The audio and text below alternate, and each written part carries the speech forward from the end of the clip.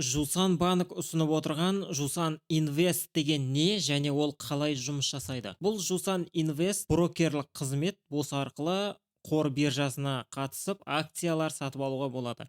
Және ETF немесе пай сияқты мүмкіндіктер қарастырылған. Бұның басты артықшылықтарының бірі қолдану бұны ыңғайлырақ. Мысалға бір 5-6 жыл бұрын қарайтын болсақ, осындай платформалар болмаған. Қазір бұдан басқа да әрине платформалар бар, солармен салыстырып көрсеңіз болады. Жусан банкте шоты бар адам Жусанның приложениесі арқылы осы Жусан Инвестті қолдана алады. Осындай қызмет түрі Халық банкте бар және Freedom Finance'да бар. Бұл жерде Радар деген әлеуметтік желі бар. Бұл жерде сондай қор биржасына немесе фондовый рынокпен жұмыс жасайтын адамдар әртүрлі посттар жазады немесе өздерінің прогноздарын жазумен айналысады. Олай айтатын болса, қатты пайдалы штука емес. Мына жерде пиф бар, тарифтерді қарастырып көрсеңіз болады. Енді басқалармен салыстыру үшін бірінші тарифтерін қарау керек. Кейбір басқа осындай брокерлік қызмет ұсынатын компанияларда мына процент аз болуы мүмкін. Соны салыстырып көру керек.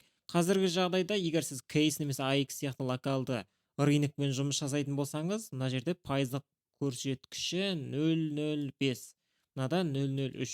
Және айта кету керек бір маңызды дүние, Жусан Инвест тегі платформа басқалармен салыстырғанда әлдеқайда ыңғайлы болды бұрын. Одан кейін басқа да платформалар пайда бола бастады деуге болады.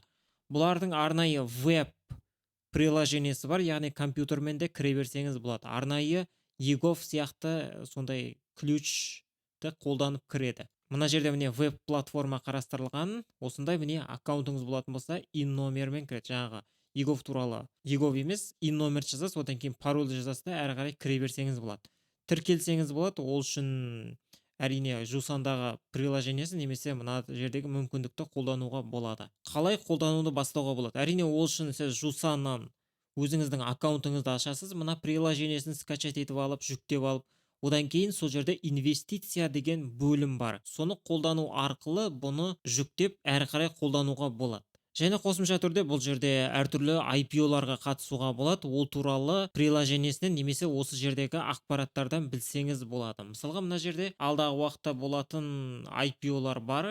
КТЖ, одан кейін Казпочта, Казақаз, Самұрық Энерго деп тұр. Одан кейін мыналар уже болғандары немесе болайын деп жатқандары деуге болады. Мына жерде толығырақ оқып көрсеңіз болады. Қателеспесем, мынаны мен приложениесінен көрдім ау деймін осыны. Алдағы уақытта міне 2023 жылдан бастап КТЖ-да осыған, Қазақстан темір жолда осыған қатысуы мүмкін. Мына жердегі бұрын болған IPO-лар туралы ақпарат бар. Мына IPO 2012 жылы болды. Бұны енді көбіміз есімізде. Одан бері 51%-ға өскен. Мынау 2014 жылы болды және 266%-ға, және мынау 2018-де болып 240%-ға өсті осыдан бері. Әрине мынаны қараған кезде ол неуспешный сондай IPO-ларда болуы мүмкін. Соны да қарап көрсеңіз болады. Себебі мына жерге неуспешный болатын болса, оларды әрине мына жерге ешкім шығармайды. Себебі ол кері әсер етеді рейтингке.